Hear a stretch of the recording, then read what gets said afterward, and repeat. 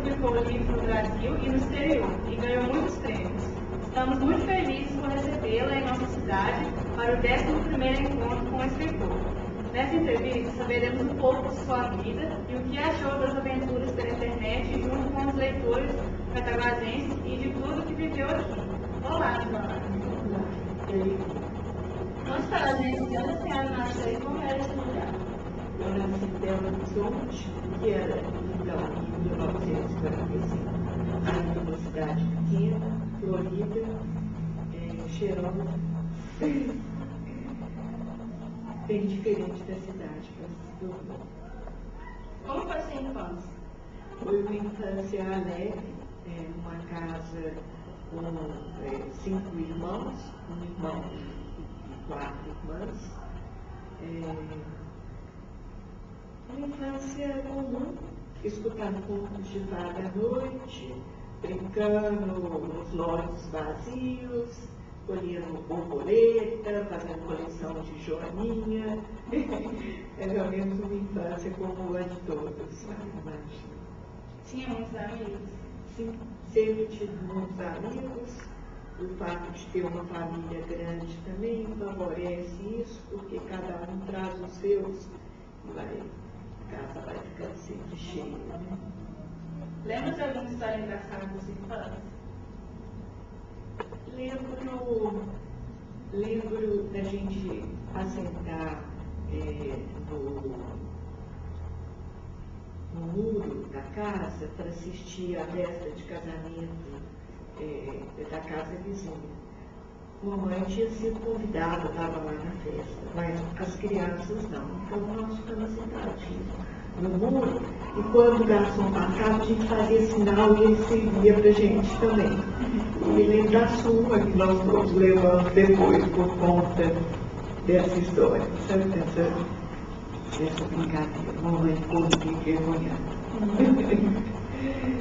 Nós sabemos que a senhora teve dificuldades para aprender a ler e escrever. Como a senhora conseguiu se tornar escritora? Na verdade, a dificuldade foi mais para a escrita do que para a leitura. Porque eu via contos de fada que minha mãe contava que não repetiam, porque não dava para repetir para tanta criança, porque ela tinha a história que cada um mais gostava. Então eu já estava motivada para aprender a ler, mas tinha essa dificuldade com o som de algumas letras, o que me dava uma dificuldade de escrever corretamente. A dificuldade de ler eu não tive, eu sempre fui uma leitora muito ágil, inclusive, na leitura. Se a senhora não fosse escritora, qual seria a outra profissão que gostaria de exercer? Eu gosto demais de desenhar. Eu imagino que eu desenharia sem ser daria para qualquer outra coisa. Ou pintaria, ou trabalharia como artista gráfica, para internet, que eu gosto muito das redes novas. Mas eu acho que eu ficaria aí com o desenho, certamente. Eu sei que eu vou fazer na próxima encarnação. Vocês querem saber? Já estou começando a me treinar violoncelo. Eu gosto demais de violoncelo e estou estudando. Comecei a estudar aos 58 anos, então para essa encarnação não dá. Estou treinando para a próxima. Por que a senhora gosta de escrever histórias de terror? Pois é, eu hoje vendo como as crianças também gostam, né, de histórias de terror, pensando na quantidade de livros que eu já escrevi com histórias de terror, eu me fiz essa pergunta durante esse dia. E não tenho uma resposta, não sei porquê. Não sei se era um gosto que eu tinha de criança, e se ele permaneceu de alguma maneira, talvez seja uma maneira de lidar com a questão do medo, e lidar de uma maneira bem humorada, que em geral nos meus contos eles acabam sendo engraçados, e não de meter medo, né? Eles metem medo no princípio e no final eles fazem rir, né? isso não é uma maneira minha de lidar com meus próprios medos. A senhora faz a ilustração de seus livros. Quando descobriu que tinha um talento também para desenhar? Desde menina eu gosto de desenhar, realmente gosto, desde criança pequena. E desenhei a vida inteira. Foi a primeira vez que escreveu com leitores pela internet? Não. Eu tenho um site que eu mantenho desde 96.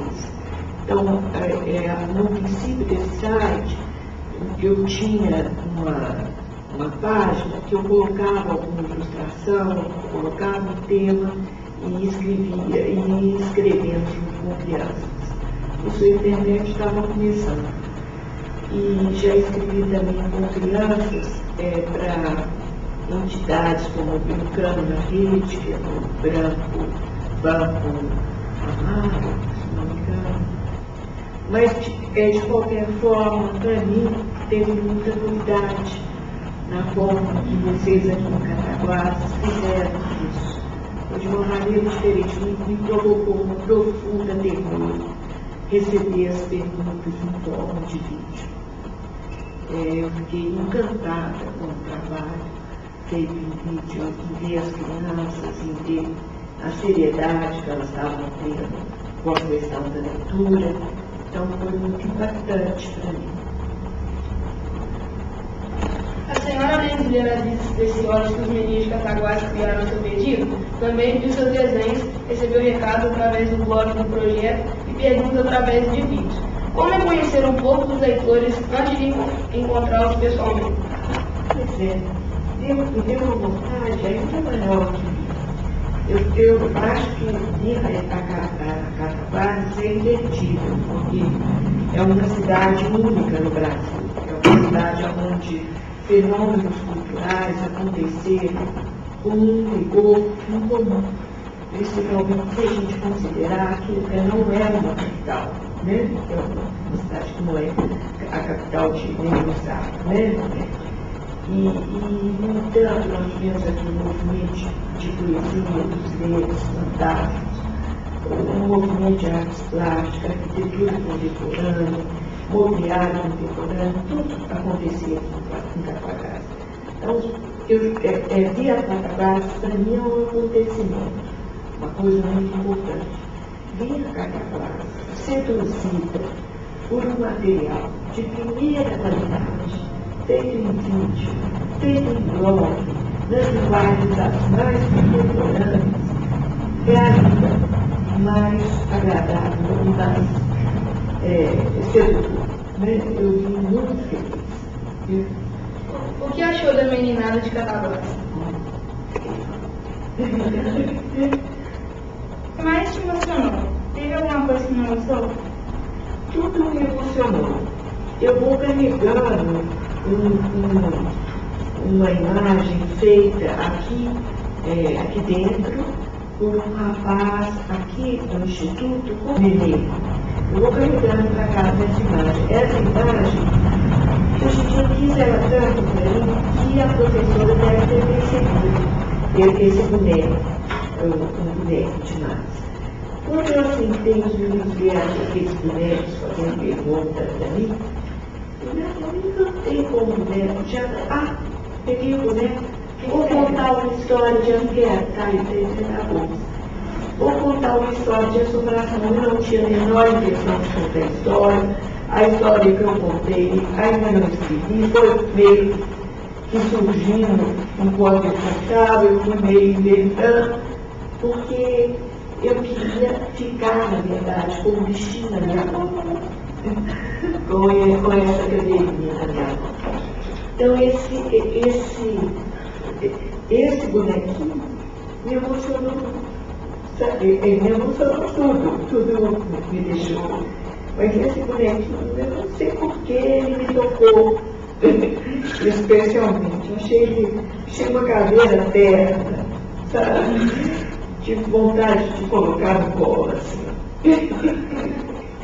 Eu acho que essa criatividade, né, por exemplo, que existe aqui e que aparece, né, nas oficinas, é o que mais me comoveu. ver os bonecos criados aqui, ver o teatro que vocês fazem, da maior qualidade, os desenhos dos meninos que estão realmente espetaculares, a maneira de recontar as histórias que eu contei de uma forma tão pessoal e bonita. Então foi muita coisa que me comoveu e que vai deixar uma lembrança muito marcante para sempre. Tem alguma sugestão para melhorar nosso projeto? Vai ser difícil, viu? Vai ser difícil. Acho que não tem nenhuma sugestão. Gostaria de deixar um recado para os que assistiram nosso vídeo ou para os meninos que escreveram com a senhora, que agora já se consideram seus amigos? Gostaria de falar que eu também os considero amigos e colegas, e que vou acompanhar as obras que vão surgir por aqui, né? Enquanto eu estiver aqui na Terra, né? Vou acompanhar com muito carinho o trabalho dos novos escritores, novos ilustradores, que eu tenho certeza que surgirão junto com os novos videomakers, cineastas, entrevistadores que estão aqui hoje ao meu redor. Ângela, muito obrigada pela entrevista e mais uma vez é uma alegria tê-la conosco. É toda.